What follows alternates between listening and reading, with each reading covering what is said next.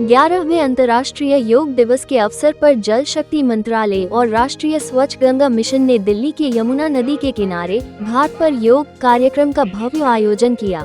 इस आयोजन में जल शक्ति मंत्रालय और एनएमसीजी के अधिकारी, कर्मचारी, बीएसएफ के जवान, छात्र और बच्चे बड़ी संख्या में शामिल हुए और उत्साहपूर्वक योगाभ्यास किया।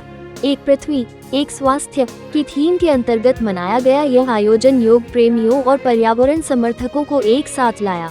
सभी प्रतिभागी विशाखापत्तनम में माननीय प्रधानमंत्री श्री नरेंद्र मोदी के नेतृत्व में आयोजित राष्ट्रीय समारोह से वर्चुअली भी जुड़े। दुनिया का सामूहिक प्रयास था। इस मौके पर जल संसाधन, नदी विकास और गंगा संरक्षण विभाग की सचिव देबाश्री मुखर्जी और एनएमसीजी के महानिदेशक राजीव कुमार मित्तल ने भी सभी प्रतिभागियों के साथ मिलकर योग किया।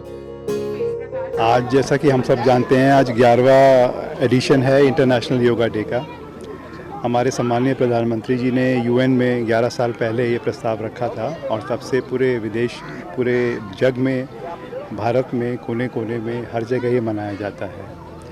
और योगा डे का नमामि गंगे कार्यक्रम से बहुत ही गहरा संबंध है, क्योंकि जैसी हमारी परंपरा रही है, जो नदी के घाट हैं, नदी के तट हैं, इनका पहले ज़माने में बहुत ट्रेडिशनल वे में बहुत इम्पॉर्टेंट यूज़ रहता था। चाहे गुरुकुल शिक्षण हो, चाहे योगा जैसी डिफरेंट एक्टिविटीज़ हो। लेकिन कालांतर में लास्ट 40-50 साल में जैसे जैसे नदियाँ गंदी होना शुरू हुई, तो लोगों का जो ये कनेक्ट है ये छूट गया है।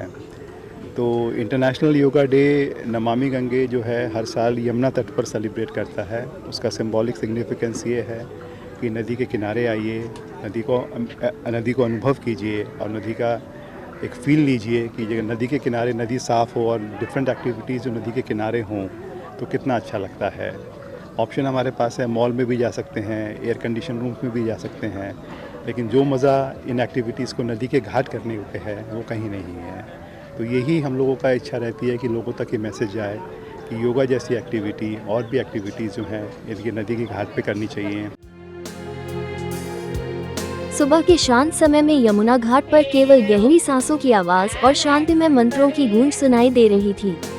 विशेषज्ञ योग प्रशिक्षकों ने उपस्थित लोगों को विभिन्न आसनों और प्राणायाम की क्रियाओं से परिचित कराया, जिससे शरीर, मन और आत्मा को यमुना के बहते प्रवाह के साथ संतुलन में लाने का अवसर मिला।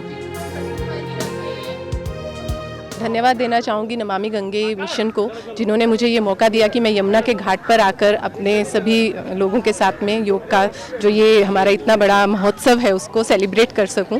इसी के साथ अगर हम देखें तो जीवन में योग का बहुत ही ज़्यादा महत्व है।